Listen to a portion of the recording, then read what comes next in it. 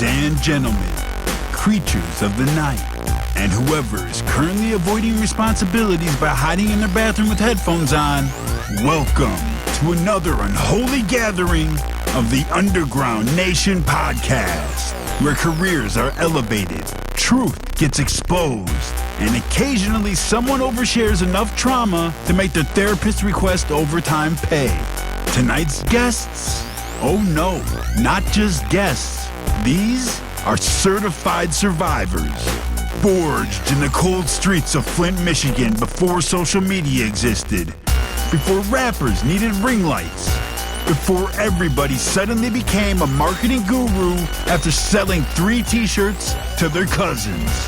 For over 30 years, these underground warlords have survived label drama, industry snakes, changing trends, broke promoters, suspicious gas station burritos, and tour bathrooms so terrifying they should be investigated by federal authorities.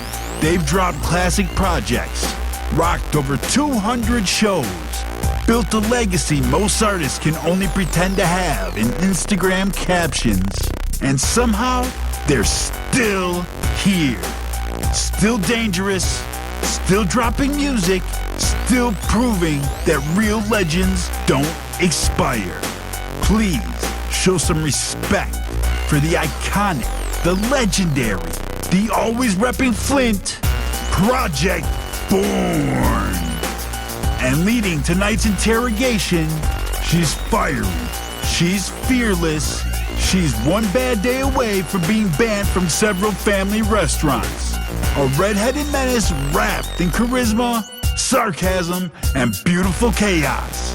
The woman who asks the questions people are too scared to ask. Please welcome your host, the flame-haired queen of destruction, Feral Minx. Hide your secrets, hide your excuses, and someone, please hide the alcohol from the narrator. What the fuck? Nothing Wisconsin trying to mention. The interview starts right now.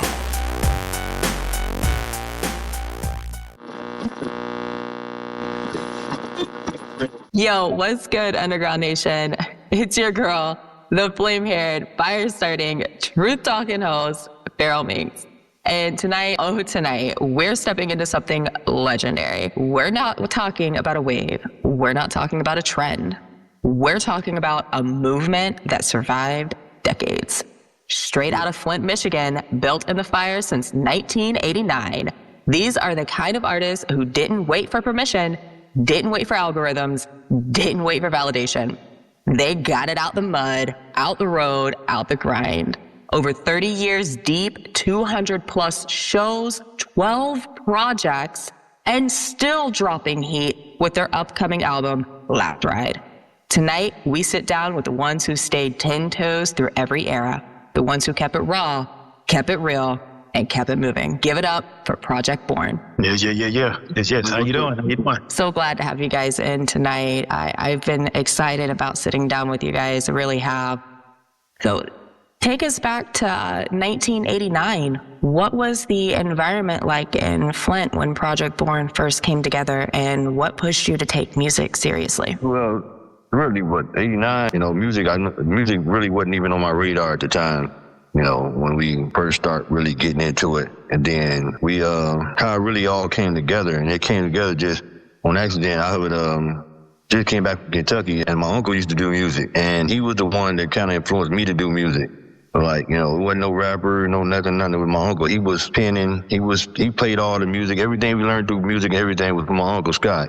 Like, everything. Like, he was instrumental in, the launch of me even doing music at all. He had all the hits, he played all the music that was, that was in, at the time. And we was all just like, we were just close with him, And then when me and Pint actually really kind of got to it, it was on accident. We was just holding a pad, just like writing.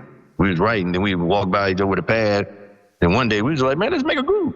That's how it really happened. Like, it wasn't no special thing was somebody bought him to him. We lived in the same, it was like my brother. We like brothers. We was together every day. We'd be at, Pint House in his basement, chilling. Be a bunch of us. We'd be sitting out, like on the set, spot called the set where everybody go to, hang out, drink liquor and stuff like that, beer and, Sitting around doing nothing, just like, let's just do this. Yeah, like then we get drunk and then it's just like, man, let's be a group. All right. That's how, See, there's the culprit right there. That's drinking. That's how a lot of ideas spawn right there. Yeah, and we started like drinking early. Like we were sneaking drink, Oh, goodness. I remember like we were about 14, 15, before our parents tried to hide it from our parents and stuff, you know what I'm saying? So we would... Yeah, kids, don't follow suit. Don't follow suit. But, so, and I'm talking about, it was really just like, we just said start doing, then we just started getting together, trying to, put things together and then kind of recording.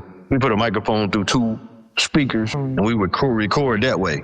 So we record stuff on tapes and stuff, and then we would take them, try to sell them around the neighborhood. Like, that's how we got started. But the thing about it though, like when we first got it going, everybody used to play us off. This is like, man, nobody want to hear that.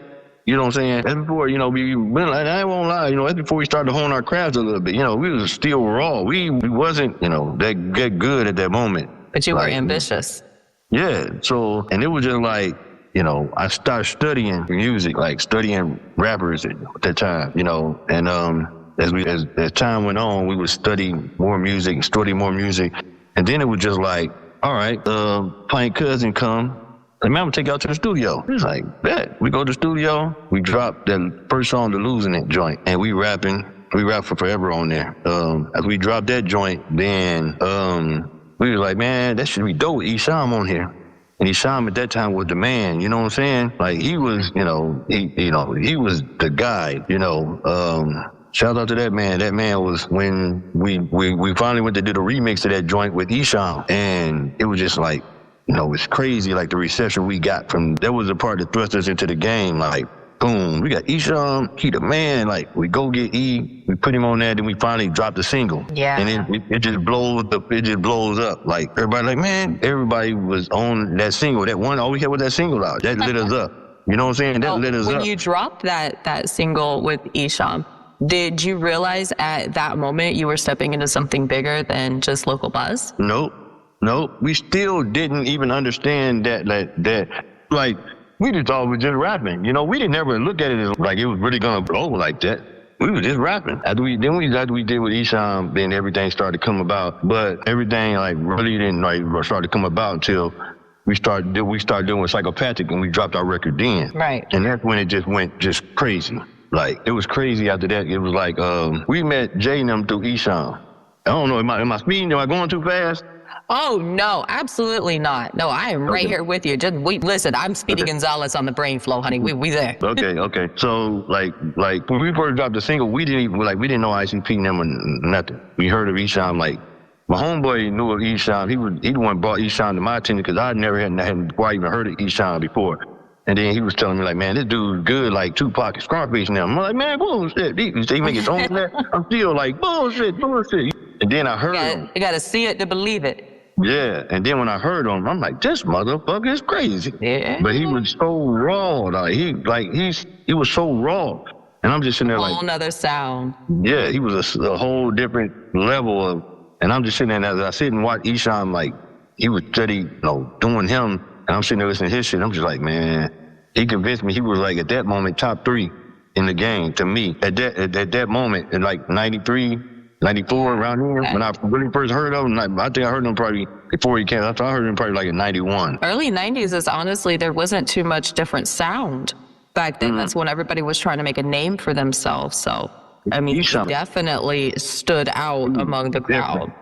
He was so different. I'm talking about, and everything he done like then, like, I haven't heard nobody that good. Like, as far as doing this underground type music, there's nobody that can beat that 91, 92, 93, 4, 5. He was miles away ahead of everybody. The shit he was putting together was crazy. It was crazy what he was doing.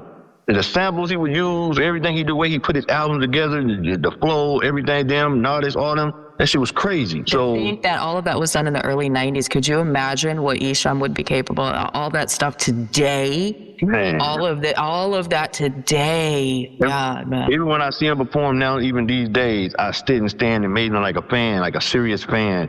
And I'd be sitting there singing song with him, like, you know, because back in the day, we used to bump so much Esham, like, he just came on, like, in a wave. Like, he was dropping an album down there every... That's amazing, though. That's what I'm talking about.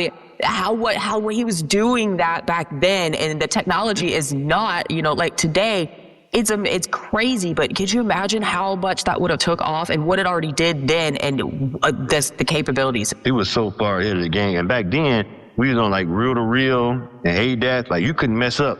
Like, if you mess up, you had to start from the top. You know, it wasn't no punching like it is now. Yeah, it's different. Like then, if you mess up, you got to start over totally. So I'm like, man, I don't know how he can make sure he gets them all and, you know, not mess up. And his shit would to be so crisp. The way he put his shit together, it was just on point. And he would then, you know, kind of like when we started, you know, when we finally, you know, got in touch with them, we did a show with them first. They came to Flint to do a show with this spot called the Capitol. Downtown Flint. We do the show with them and artists, you know.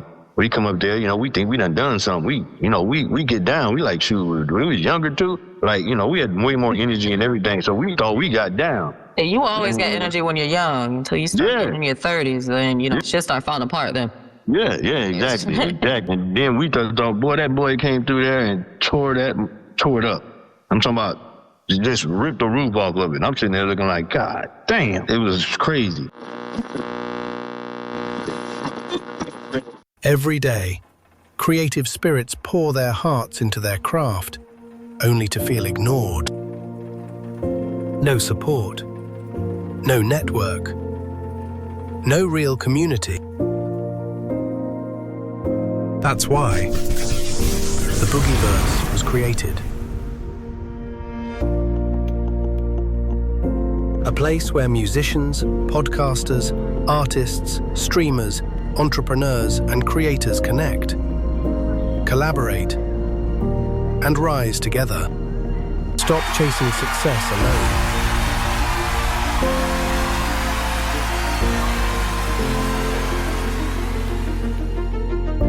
Join the Boogieverse Discord today, where creative spirits build each other up to greatness.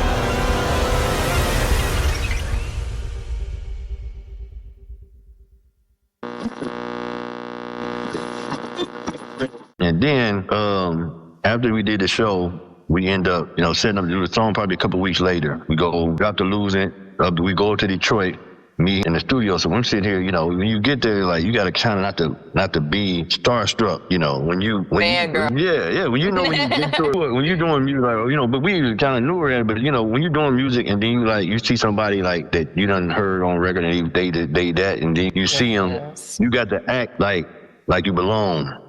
Mm-hmm. Instead of just being like, hey, this is Esham. You know, it was so surreal. I was having so many out of body of me sitting there, and I'm sitting there looking like, man, this is fucking Esham. You know what I'm saying? And he just come through, put this shit down, boom, boom, start playing the beat, made the beat, played that motherfucker. Oh, shit. So I'm like, man, all I'm saying, like, just don't fuck it up. You know what I'm saying? That's your one shot. You got one job. One job. You want to prove you belong. You know what I'm saying? So it kind of got to that. We go up there, we finish the track, you know. We talked with him. It was at this spot called The Disc up in Detroit. It was cool as shit. And when we finished it, we played this motherfucking song all night. From the time we got there, boy, to the time we probably went to sleep, we kept playing it back. Had everybody come over, listen to this, you know, and it was just on repeat. And then when it finally came out, then that put us in the game. That stamped us in the game. You know what I'm saying? That was you know, the start of everything. And then, you know, a little bit down the road, then we come and, you know, we start messing with Psychopathic, but we hadn't met Jade and them through Esham. You know, I had never heard of ICP at that moment. I never did. And, signing with Psychopathic Records in the early 90s like that, what did that whole era teach you about the music industry early on? You better have your business together. Well, that was straight to the point. And get your shit straight.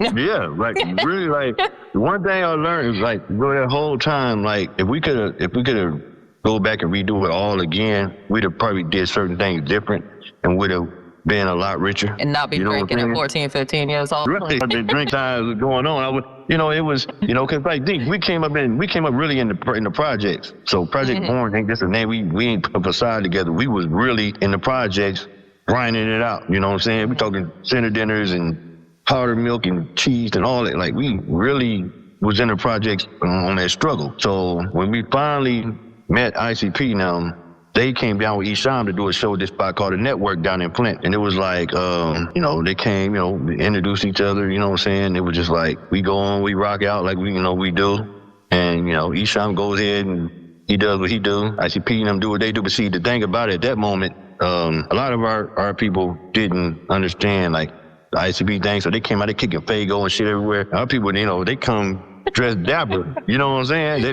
getting all on Showers for you.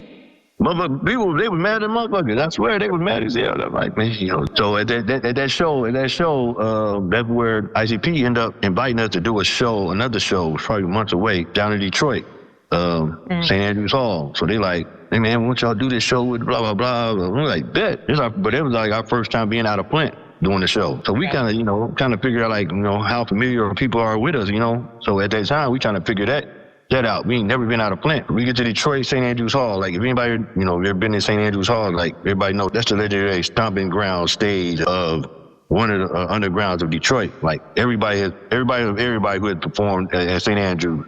We're talking everybody. Nas, Aretha Franklin, Scarface, everybody. Like, all the who's who. And so we get in there, and I'm like, man, me and Pike, we nervous as hell. This is before Chris even got in the group. Me and Pike nervous as hell. So we like, man, we sitting up there, they had to put on these Reaper suits and shit. We shaking like a mother. We like, for real.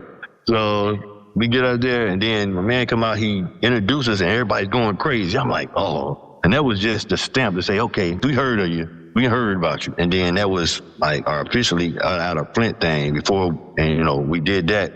And then I believe months later, we end up signing with Psychopathic, which we thought we was going to end up going with real life.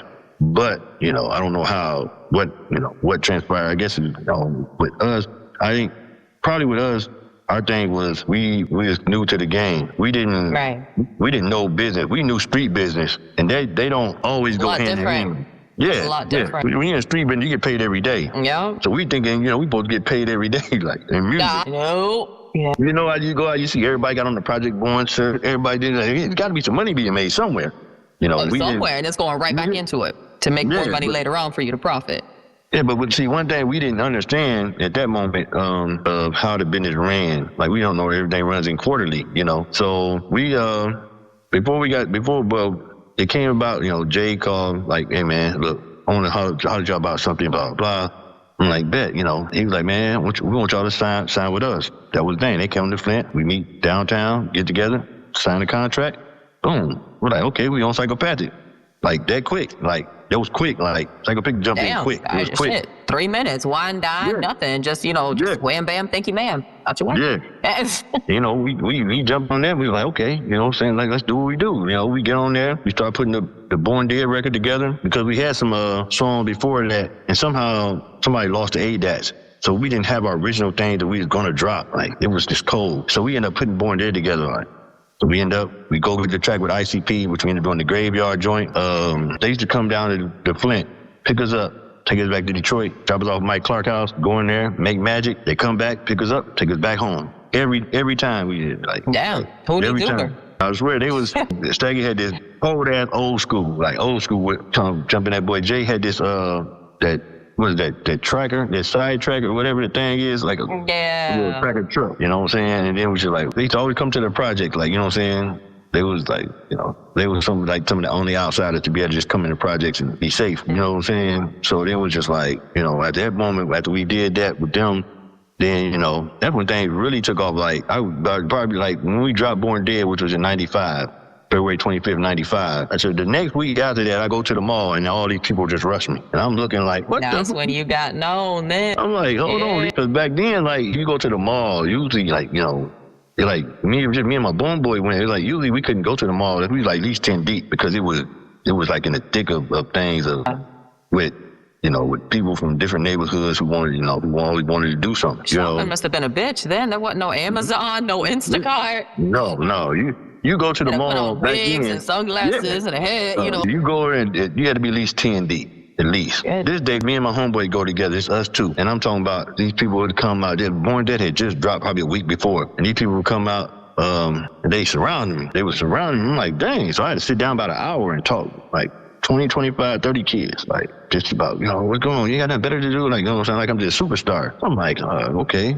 So then that really let you know, like, okay, things is different. We spent our little time on Psychopathic. We just had a lot of kind of disagreement with our people and theirs. And I think, more on the lines of us just not knowing the business. And that's how lines got crossed,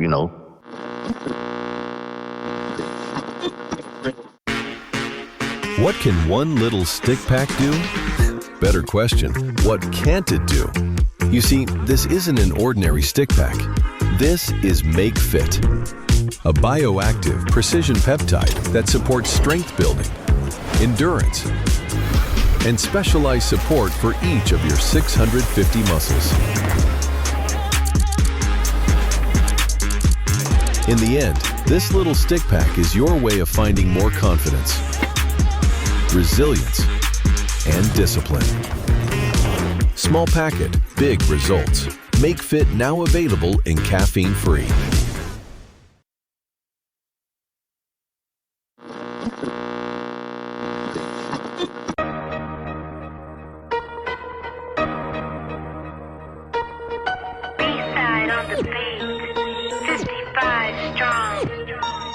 Now if you listen, you know I don't do no dissing. They don't mention my name, but we stand on business. Rap game finished, can I get a witness? So ridiculous, so picture this. You talk that talk, I'm living it. I hope you all remember, I know gangster, but I'm with the shit. I listen, plotting, twisting, finger itching. Now you switching in my vision. I see millions, then I take my two boys fishing. I go crazy, screws is missing. Call my hitman, then you missing. Hope they Clemens, cause I'm pitching all them balls up off the mitten. Cross my path, that's where you ending. Project boy forever winning. I'm so fresh, so clean like OUTKASD, you hear me? I don't fit the competition, what up chicken, won't forget you. Say you looking for the illest, ain't nobody out the ill. I got my ears out to the street, I hear them distant. They never paid attention when I had no pot to piss in. But now we back up in it, I can see them haters switching. It's funny, now they tell us we just what the game is missing. If you listen, yeah, they whisper when we walking through the door. You looking for the illest, you ain't gotta look no more.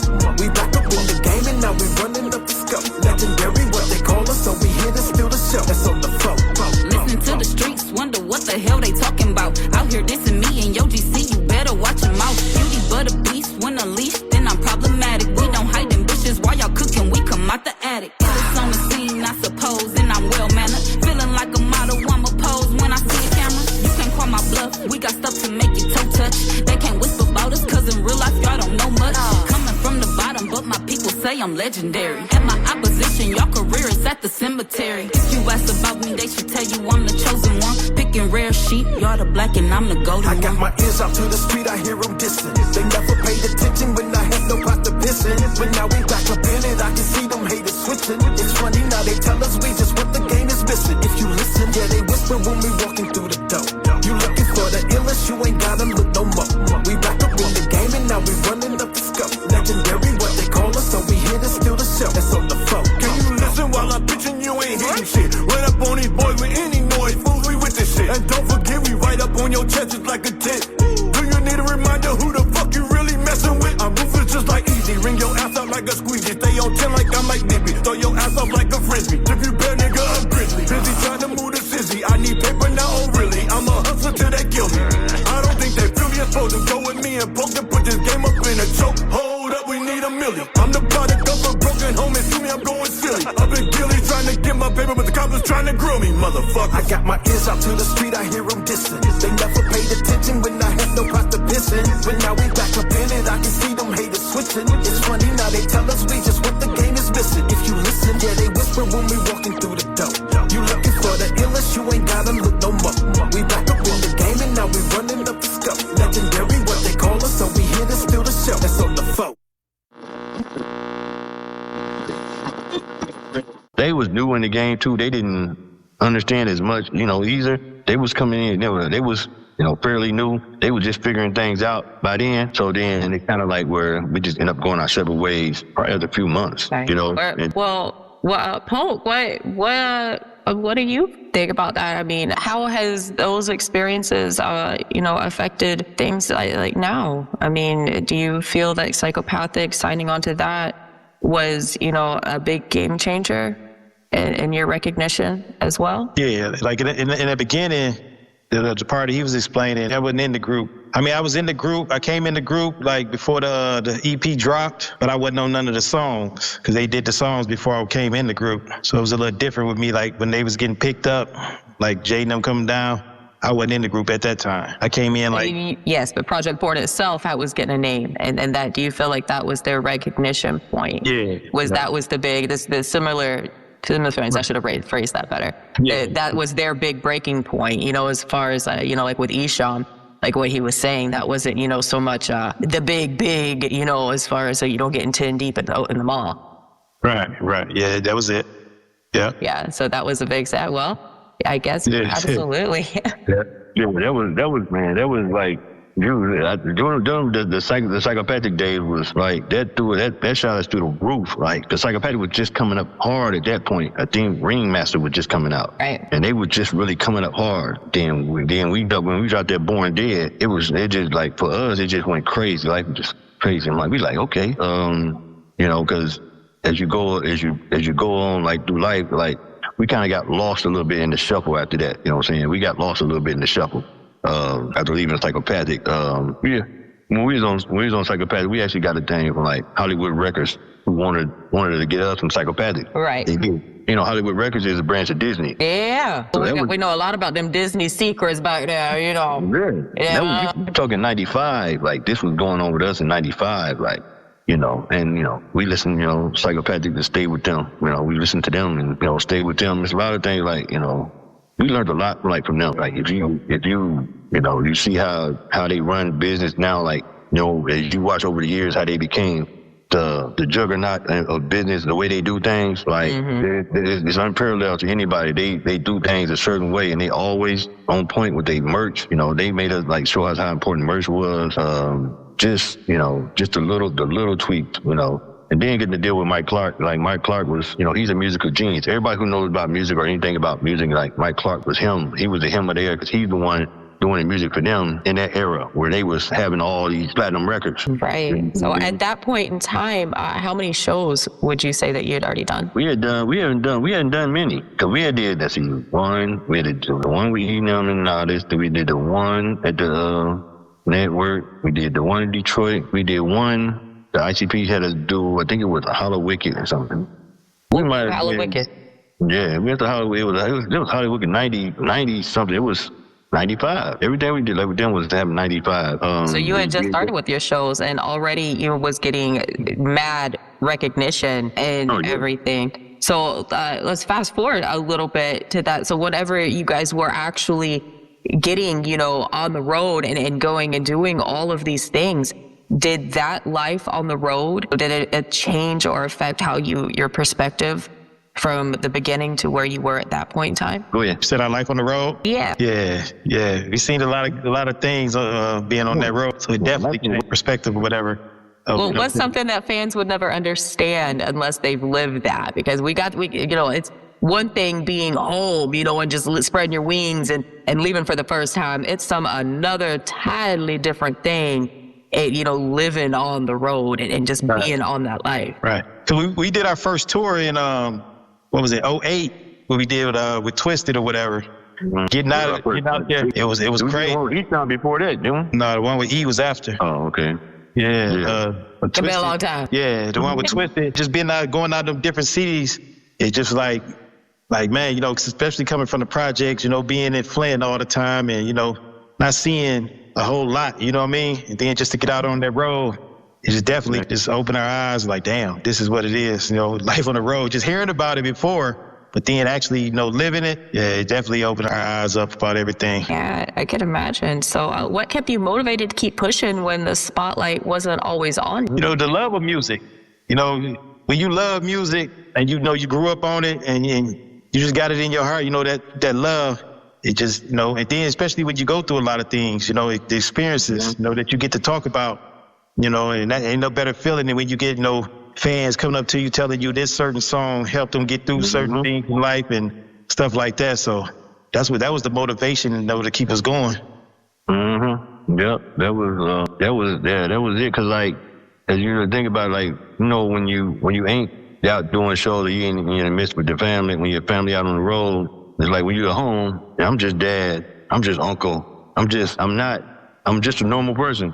Just Yeah, people that see me, see like my daughter, my kids, you know, everybody in the hood, like this. You're not the rap legend that you are out in the streets. Right. You're just Nitty, you're just whatever, you know, nickname for me, you like whatever. You're just that, and you know, some people would treat you different. Yeah, but it's like, you know, your kids, they look at you like you ain't shit. He's always rude as hell, man. Ungrateful ass little thing. Exactly. Yeah, but they like, I don't care how many Grammys you got. I don't care. That's just dad. You know, I'm cool with that. When you get off the road and you deal with that a lot, you know, I'm cool with that. I want it to be like cool, but when you're on the road, it's like, cause anything, like one thing about the road, like anything can happen. We are, I think, the poster boys for anything can happen. Anything can happen. Oh my goodness. What's one of the craziest things that's ever happened on? I don't even know where to start. Like, cause when I say that, I mean it's saying like, when you know how you think, like you're doing something, and when you're in the midst of doing something always happens to fuck up. The only way to plan accordingly is to plan your plans are gonna fuck up. Man, that's it. Definitely right about that. We the poster boys. We the poster boys for that. Like, you know, we had a transmission go out on us in Texas. It was like we in the middle of Texas, hot as I don't know what. We just like we in the middle of the Twisted tour, and that's the thing right there. Like when you asked the question about being on the road, like when our transmission cracked, we was on that tour. We was in the middle of nowhere in Texas, small town. Just a random guy happened to be at the gas station and say, "Man, where y'all going?" We told him where we was going to the next show. I think we was going in somewhere. Odessa. Yep. He's like, "I'll take y'all." Took us. Then we get there. Then our homies, they are like our brothers today. The Jokers, Roach Joker, and all them, the guys up to 6 Side. We didn't never meet. We never met them before. Oh man, we'll take y'all to Oklahoma. Oh, we'll take y'all to New Mexico, and just became like best friends with these guys. So that's what it's like when you do keep you motivated. Because when you know saying they're like, man, we've been big fans of y'all all these years, and to finally meet y'all, then be able to help y'all, that's what keeps us motivated. You know what I'm saying, to want to keep doing it after, you know, all the years and all the, you know, the problems and everything, ups and downs. So that's a big factor. Yeah, you know, you wouldn't be who you are and have that status and that fame and that clout without your fans, without your audience. You wouldn't be nobody. Right. Right about that. Looking for bold, high-quality merch that hits harder than your next show? At Smokin' Barrel Apparel, we fire up the best in screen printing and promotional gear, crafted for bands, artists, and creators who refuse to blend in. From shirts to banners, from tour drops to custom promo runs, we've got your back with the best prices around. Learn more today at Smokin'. That's SMOKINBA.com. Official sponsor of the Underground Nation podcast, supporting the heartbeat of the underground, one print at a time. Contact Ryan Chavez for more information. Smokin' Barrel Apparel, where your brand meets the barrel. Let's be real.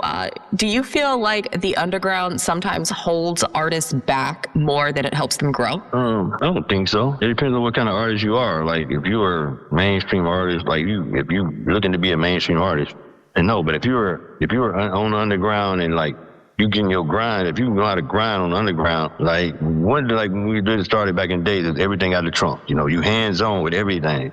You know, the underground teaches you how to grind. Cause like, even if you mainstream and then I don't care if you're a one-hit wonder and then that hit goes down or whatever and you don't get to, you know, perform it no more or whatever, then you just fucked. On the underground, you can still grind it out. Cause you can if they love you, no matter what. Yeah. You know what I'm saying? They love you regardless. And all you gotta do is you continuously put out music, put out merch, this and that. They're gonna come support you. If they love you from jump, they're not gonna be like, well, the hit is just that. I was talking about something similar about this earlier. The difference between mainstream and underground, the mentality and the orchestra behind it. Mm-hmm. It's a whole different nature. You know, the underground is more networked and connected and relationship built on a personal level, not a financial who you know to know type level.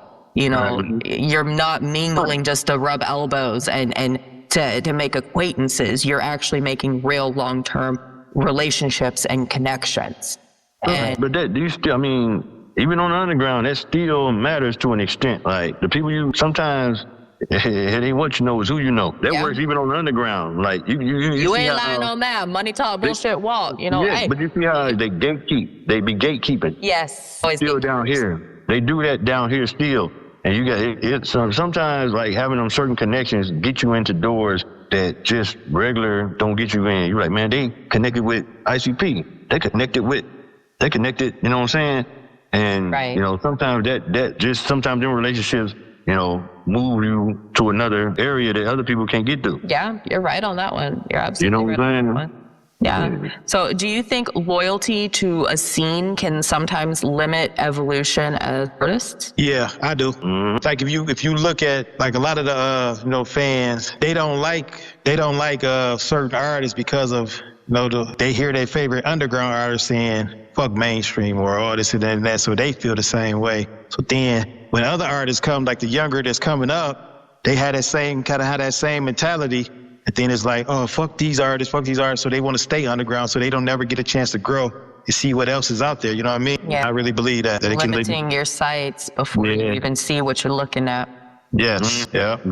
It works like that. Yeah. But you gotta span your horizons, see what's out there. Absolutely. Don't cap yourself. When we do our music, we do it for, everybody, not just one, category, underground. We do it for all, Yeah. Well, going on somewhat similar on that, with AI music, fast content blowing up right now, do you feel like authenticity, that's a big word, authenticity? Yeah, you know what the hell I'm trying to say. There we go. You're right there with me. Okay. All right. Ain't no judgment. I can't talk sometimes. Yeah. Do you think it's being overshadowed, or are artists just not adapting fast enough? I think a lot of artists ain't adapting fast enough. Say that a little bit louder. Say that a little bit louder. I don't know, me myself, I don't rock with that AI stuff, I ain't gonna never mess with it, whatever somebody do, each his own, but we ain't gonna touch that. Let them do what they do. It takes what you say, the authenticity out of what you're doing, Right there, I got you, homie. Yep. And you see all these flyers and all that running around, these videos, all that AI stuff. It's like, oh man, just like, come on now, y'all can be better than that. Like you said, with the times. They're making it easier. Yes, easier. Some people don't want to work. They don't want to work it like, creating something like natural. So they'll take the easy route out, and that's what it's coming. That's what it's coming to. Like, I be telling them, like, the way we had to work back in the days, even get home, you had to have your trunk ready. You had to be ready to go pull up, and we doing in-stores back then. Like, there ain't many in-stores like it was back then. We used to do in-stores, all kind of stuff like that. I mean, you pull up, you got people out there, they meet you, straight. You get to meet these people straight up, like, without, not performing. It's just a day, a Saturday, you doing the in-store. And just like people come out, get their records, sign them, like all that stuff meant something. Like, now I don't even own a record player. I don't even own a record player. You know what I'm saying? So no, not a lot of people do anymore. Nothing it's like very that. rare. You have to adapt to the technology. It goes back to, kind of what we were talking about in the beginning. It's vastly different from the 90s versus, the 2020s, man. A whole different ball game. Things are not the same, even marketing. The way, TV, cable. Who the hell watches cable anymore? Yeah, I pay for cable, but I don't watch it. Exactly. You pay for it, but how can you sit down and watch it? Yeah, and not only when sports time coming, like when it's mainly football season. I'm more on football season than anything. You know how many people just buy the ESPN channel? They just stream straight ESPN? What they do, they start putting everything on Prime, Netflix, all this and that. Like, you gotta have all these channels plus cable to get everything. I'm like, man, this is crazy. I gotta get off cable. I ain't even got time to watch. I watch the same thing. I put that shit in the background. I don't even watch nothing new. Right. All the old shows, yeah. All the old on football, but besides that, I'm like on Netflix. I watch Steve Harvey or some crazy stuff like that. Like, I don't get to watch like a lot of stuff like that. It's not worth me paying, the $200 I'm paying for cable. Not worth it. Yeah, damn, $200. Shit, I ain't damn sure ain't worth it. Yeah, and like I told him, like I asked the dude, I said, man, like, I might watch about 10 channels total, you know, on here, most on sports. I was like, man, you know, you ain't got no package with these 10 channels, just these 10 for $20 or something. All you got to buy is a $200 pack, 200 channel package for you to get them 10. See, that's the kicker. Yeah, because nobody wants to watch the other, 189 channels. Man, I don't even know what they are. I couldn't even tell you what the rest of them. Yeah, I feel you on that one, man. But I wanna kind of go back and let's take a respect and legacy time here. I wanna take a moment to show respect. Capone, rest in peace, brother, rest in peace. What did Pint mean to Project Born, not just musically, but as a brother? And how has his passing shaped the way you move today? Man, Pint meant everything. Pint was the life of the party. Pint was always a good time with Pint. He'd piss you off, but you had to love him, man. You had to love him. We was brothers, like before music even started. Like we were literally like brothers. Like we grew up like brothers. We was always at his house. We was around our house. Or we just hung out together like all the time. This even before music. That time we just like all the time, like Chris says, he was the live wire to the group. Like, Chris, he's a lot laid back.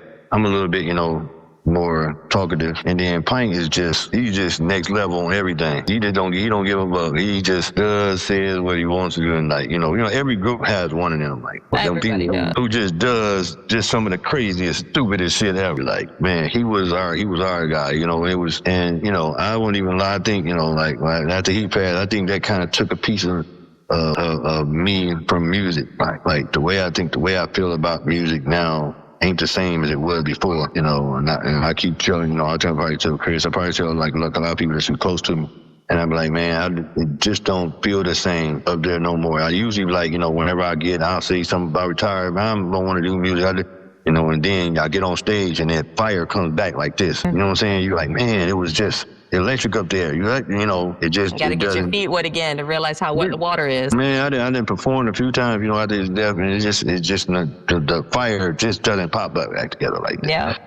I think when he passed, I think he took a piece musically, you know what I'm saying? Because we started, there was that pad and that pen from jump that, Well, like you said, that started before the music started. Yeah. I could imagine that would be an extremely devastating blow to take, and one that's going to have a lasting impact, and I could totally understand it altering your perspective and the feeling of music. That was something that you started together, and right. You know what though? One thing a lot of people probably didn't know about Pint. Pint was a great rapper. When you met him, you see how Pint was. He just didn't give a fuck. But Pint was talented outside of music. Like he can fix shit. Do tell. Pint was the project, but God. Lee. Now see, this is stuff that you don't hear on telephone TMZ. Up in the basement. Remember, we got a telephone in the basement. Pint come, turn around some wires here and there. We got a telephone going in the basement like, dude. Yes, I swear. He was Project MacGyver. He'd hook it up. Oh my goodness. Probably built a microwave out of an old TV, hooked it up downstairs. You could probably still watch it. Okay. He was smart as shit like that. He was smart as hell. You was in there like, dude, how the hell do you know that? If you know Pint, you wouldn't expect him to know certain things that he know, but certain things he would just like. You don't judge a book by its cover. Right. Yeah. Because like you see most of the time, like Pint liked to drink a lot. Here we go again. He was going to drink. Like he was going to get his drink on now. He was a party of all parties. Like when he get going, ain't no stopping him. And it was just when he just done so much crazy ass shit. We'd be mad as hell and tell him I want to wear his ass out sometimes. Like motherfucker, you're fucking up. Like. And then, at the end of the day, he's like, man, I don't give a fuck y'all. He be talking to us like we fucked. I'm starting to think like, hold on, did we mess up? Because he be talking to us like we done messed up. Yeah, y'all be truthful. You still hear it in your ears. You still hear it. Dude, every time, like, dude, it's like ever since like he been gone, like it's like damage written about him every week, though. Like, and it'd be like that made me really like he'd be like, still here, like. Every time it's just something just always comes up to remind me of, it was just like, I'd be like, man, I know Pint with a, or, it's just certain stuff that how you be in certain situations, Pint he would have done this, he would have said this, Like, I would just do crazy shit with him. I'd be like, I'll go just fucking with him. I go like, hey, Plank, man, they talking about they ain't finna pay us for this show. That's my favorite line to him. He like, what? Where he at? I see him over there, and I sit back in the corner laughing while he going there going off for no reason. I mean, he did a lot of stuff. A lot of stuff he do. Like, a lot of stuff I can't say on cameras, but that'll be like back. Yeah, it gotta be like backyard barbecue conversations. You was like, I'll book it. Let me know we can schedule that one. Right? Yeah, I'm talking. It's like you'd be so funny. You'd be sitting there laughing so hard. Like I'd be sitting there doing like, dude, why would you do that, man? Why? Like, he just did stuff, man, and just didn't give a fuck. I ain't gonna lie. He just then when he got to a certain point, he just didn't give a fuck. And then just seeing him gone, like the day like that I even got to hear that he was gone. It was just like surreal because I was asleep. I was in my basement asleep, and I was just having to wake up. It's a million phone calls. Like, what the hell is going on? Like, why is everybody calling? And then you call back, and it's like, and I'm like, what? I said, you get all your information from Facebook. Facebook's like the news now. Oh my goodness, Facebook tells everything. It tells everything. I'm trying to tell you, man. When I go on there and I see social media taking over. Yeah, that's the new. It is. Nobody watches it. No, go to Facebook. You want to find anything out. And social media, period. Literally, YouTube, TikTok, all of them. You want to know something? I don't watch Fox. Who watches news? Again, that requires cable. Who the hell got that no more? Nobody watches that. Right. It gotta come on. Gotta come on Facebook. Gotta see a Facebook thing. And the headline gotta be something that I'm intrigued by. Right. There's this world beneath the surface, a place where raw talent lives, where voices go unheard until now. Welcome to Underground Nation, the home of the unheard, the stage for the next wave, the movement where artists, entrepreneurs, and creators rise from the shadows and take their place in the spotlight. Head over to underground-nation.com, download the app today, and step inside the experience. Dive into exclusive news articles, unfiltered reviews, powerful podcasts, and a full collection of magazine issues showcasing talent from across the globe. Discover your next favorite artist before the world catches on.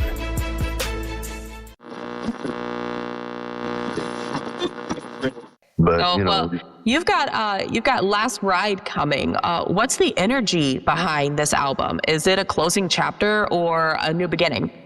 Never know. Ooh, never know.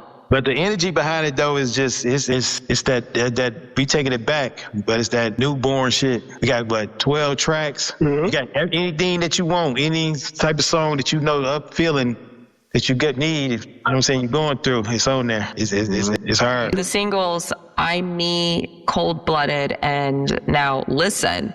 What story are you telling across this rollout? Basically, okay. With the I'm Me, that came out first. We're just basically saying, you know what I'm saying, no matter what, through all the years, 30 plus, whatever, we gonna stay the same. No matter, we ain't gonna never change. We're gonna adapt to the times, with the music, but as far as like us, individuals, you know what I'm saying, as a group, we ain't gonna never change. But then at the same time, we also had to let them know, shit, we still cold-blooded at what we do. Don't take it lightly for us saying that we, like me or whatever. And then, to listen, what just dropped today is basically saying, we hear y'all. Y'all talking, y'all saying we fell off, y'all saying we washed out. Where all the shit that's been said, we hear it. We've been listening. So it's just basically a statement song. So, whoever out there listening right now, go check that out. Absolutely. You heard it. Hint, hint. Wink, wink, wink, wink. Right. Yeah. So after 30 years in the game, what's one financial mistake you wish you could go back and fix early on? I know Nitty talked about this a little bit. For sure, right. It was like, yeah. My main thing I would say is, if we just learned the game, like just paid attention to the business, you know what I'm saying? But we didn't know no better, so coming from the street, coming from the projects. But early on, if we would have just sat down and learned, we wouldn't be, we didn't, I don't think we like, cause how Dirt Network came up, like, we go to the studio, be there 24 hours, do one song. Before we used to go to, and we would go there and we was just lollygag. We was sitting there getting drunk, eating, and make one song. A 24-hour span, like we just had to be there all day and do one song. We did that for so long. Like when we first got jumping, we first started. Like I think that was money. Like, but you know, the people who were putting up on it, they was making money every day, so that didn't money at that point. That didn't matter. You know, when you get it fast, you can blow it fast, like it was what it was. Ain't that the damn truth? Man, it was you know, it was like a lot of things. Like I think we should have stayed with Psychopathic. I think we should have seen through. I think we should have seen it through. I think that would have set us up better financially down the road, and I think it would have like more solidified our positions down the road. You know, so if you know we was not going to be on the same label or whatever, it would have still put us in position to end up in a better spot than when we left off. You know, I believe we left too early. I think we could have capitalized. We could have still capitalized big time after that. But after that, like they had all the connections to everything, so we didn't know nothing. Everybody, you know how many times like somebody would tell us that we've been looking for y'all. We've been looking for y'all. We've been looking for y'all. Right here. But nobody. But see, they didn't have the connections to us, like because they was all through Psychopathic, and Psychopathic wasn't going to give. No, they wouldn't. You know what I'm saying? Yeah. We know how that go. Yeah. You know how that works. So it's like you know that was I think that was like more of a business mistake. You know, then well, it was financially because it hit the purse hard. You know, and then I think after that, I think we started kind of I think we devalued ourselves early. Right. You know. So do you feel like independent artists today understand the business side better, or are they still getting taken advantage of in different ways? So I mean, I think most of them. I think most of them do. Because now everything is so much in algorithm. Like you can falsify your net worth with algorithm, with internet. Like you can make something seem like everything now is perception. It ain't even what it is, it's what you can make people believe it is. Right. You know what I'm saying? You don't have to. It is, you know, what you can make people believe is everything. I would say watch it happen. You know, if you can make people believe that you're this, that, then that's what you are. I definitely believe that. Absolutely. Do you feel like consistency or strategy matters more in today's music industry? Consistency. But if you consistent, as you being consistent, a strategy will come along. As you know what I'm saying, the more consistent that you are, because you're learning that you go, the more and more you're putting stuff out. You know what I'm saying? You're seeing what's working and what's not working. And that's going to help you build a strategy. So if you stay consistent, you're going to eventually just be like, you know what I'm saying? Like, well, I did this last time. It didn't really work too much. The numbers wasn't right, but I did it this time. So I'm going to switch it up and, you know what I mean? So it'll help you build your strategy. You got to tweak things a little bit sometimes. Sometimes you don't go to the exact thing the way you have it. You tweak it a little bit and then, boom, it goes the way you need it to go. That's right. I feel that. Consistency does lead to it. The more consistent you are, the more confident and you know, capable you become of it, because then it's just second nature. And then you can start seeing things and realizing the patterns and all that. Yeah. Absolutely. It helps you build strategy. Yeah. So for artists out there grinding right now with no support, what's the one thing they need to understand if they want longevity? It's the best working for. They have no support. They better get it.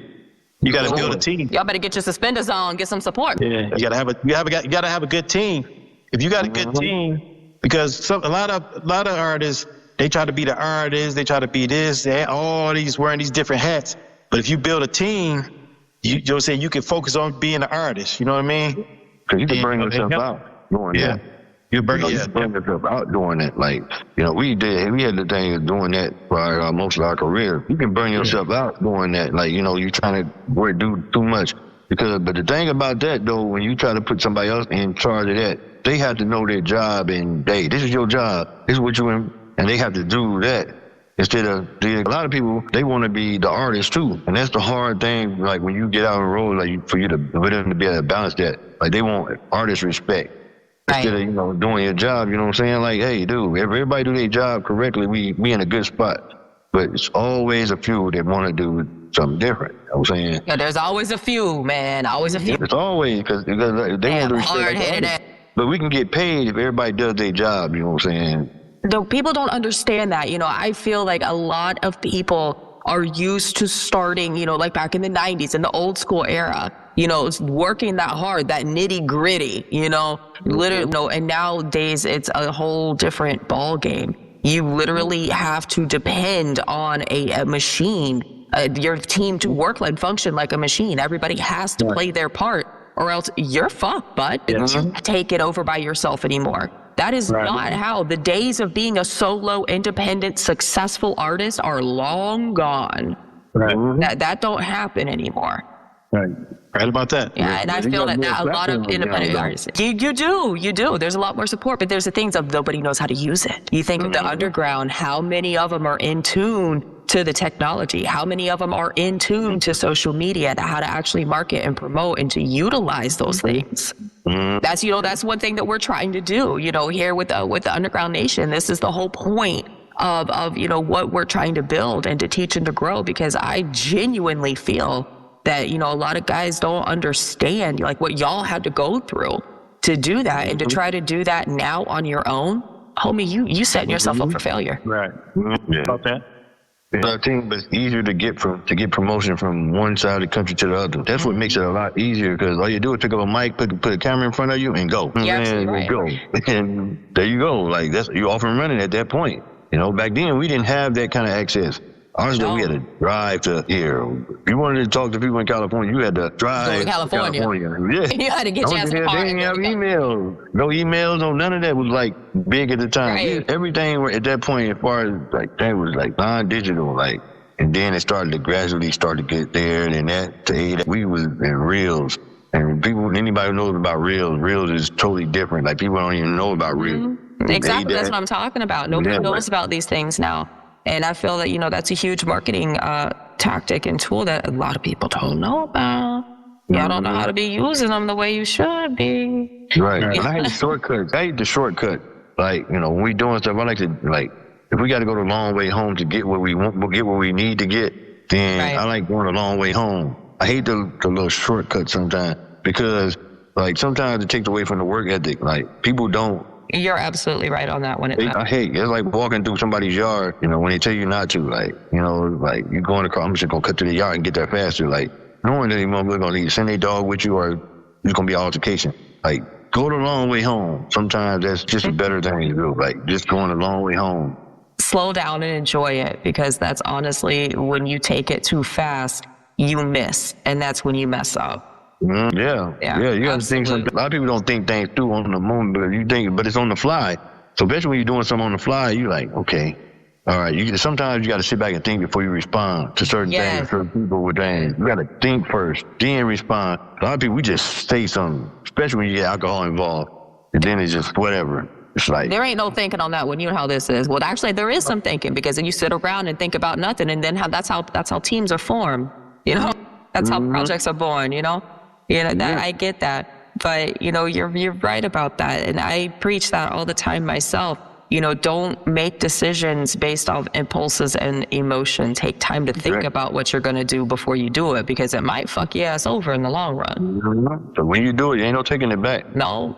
It's a one and done. No taking it back. Some artists wait to be discovered. Others step into the shadows and take their shot. Welcome to Mic Check Thursday, hosted by the host with the ghost, Bounceball Boogie. Every week, the boogeyman opens the gates, searching for the realest voices in the underground. No industry politics, no fake hype, just raw talent and honest feedback. Think you've got a hot track? For just 99 coins, submit your song and get one guaranteed play live. Get reviewed by Bounceball Boogie and the full panel of creatures from the Boogieverse. And if your sound hits different, you might earn something most artists never get: a personal invitation to a spotlight interview on the official Underground Nation podcast. This isn't a contest. This is a gateway to exposure, to community, to your next level. Join us live for Mic Check Thursday. Bring your track, bring your courage, and step into the Boogieverse. The Underground is watching. Are you ready to be heard? So, what does success actually look like to you now compared to when you first started? With me, I say when the times, all the things that we done to help and pull other artists, up. That's a real sign of success. You did something when you're in a position to put somebody on your, your platform or on your stage or on your whatever, it's with the album, whatever it is, to help them be successful. You know what I mean? A lot of people think just success is about just money. It's not. You know what I'm saying? Because if you can help others build careers off what, you know what I'm saying, what you accomplish, I think that's, you know what I'm saying, like one of the biggest success, you know, that you can have or whatever. I totally agree. Absolutely. Yeah. And that's what we all about. We, you know what I'm saying, our whole career, we all about, been always about that. Like, you know, if we can networking, connecting. Absolutely. Yeah. Speaking of that, where would you guys send me right now if you could point me to the next artist for me to sit down with? Who would you send me to? So quite a few though. We got a couple. Probably Light. Yeah, we got Light. We got Get with me. Give me a list. Let me help them. Let's help get that word out and get it spread and network and connect here. You did Schizo yet? I have not. We're gonna have to do some more. Absolutely. They got the same underground grind that we did, like, so they can help you tell you from a different perspective of how, you know. Let's make it happen. Let's make that happen. Let's give them some light and get them in the hot seat and do this too. Yeah, it's quite a few. Absolutely. No, let's do it. Give me a list. Give me the whole cookie jar. I'll take it. I'm gonna hit you with a list. I'm gonna hit you. Yeah. Absolutely. I truly enjoy being able to sit down with you guys and share this and have this opportunity, you know, and I would love, you know, in a few months, you know, hey, let's do a follow-up, another one. I would love to be able to do that with you guys. So Project Born, anything we may have forgotten to promote, any shout outs, thank yous, please take this time to share. Yeah, the new single, I know we talked about that, touched on it, Listen, available, dropped today, you know what I'm saying, it's available on all streaming platforms. The website, therealprojectborn.com, you know, our Facebook, Project Born, Instagram, The Real Project Born. And just be looking out for that new album, Last Ride. You know, we got quite a few things that we, you know, working on, you know what I'm saying?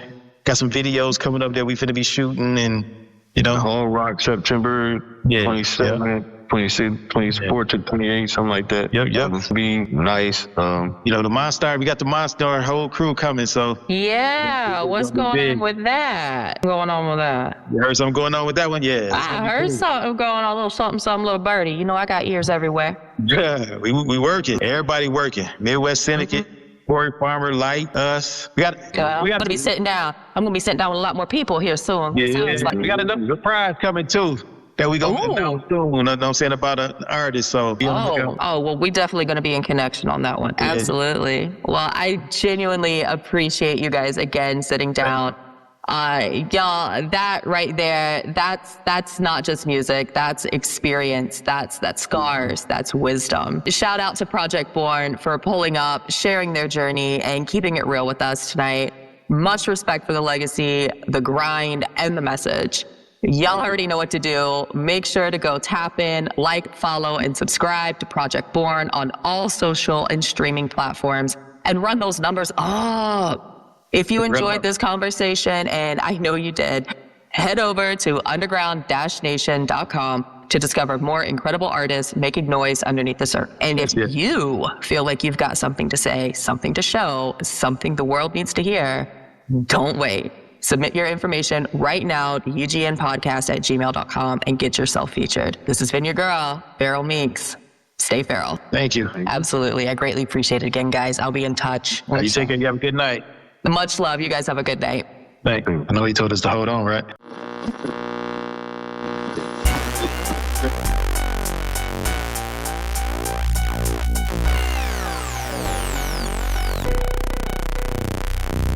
Well, there you have it. Another legendary conversation has officially entered the history books. And somehow, nobody flipped a table, started a rap battle in the parking lot, or summoned a demon through bad financial decisions. A huge shout out to the legendary Project Born for pulling up and proving exactly why real legends never fade. They just get louder, wiser, and slightly more dangerous with age. Make sure you go like, follow, and subscribe to Project Born on all streaming and social platforms. And run their numbers all the way up before you embarrass yourself by telling people you support underground music but haven't streamed a single song. Yeah, we see you. And if you love this conversation, and let's be honest, if you didn't, your playlist probably consists entirely of hold music and bad decisions. Head over right now to underground-nation.com to discover more incredible artists making noise underneath the surface. And if there's an artist you want featured on the show, don't sit there whispering their name into the void like a haunted Build-A-Bear. Send your request right now to ugnpodcast@gmail.com. That helps us know your audience actually wants to hear from them and gives us one more excuse to continue causing beautiful chaos. Until next time, support real artists, stream independent music, and remember, the mainstream is crowded. The underground is where legends are buried. And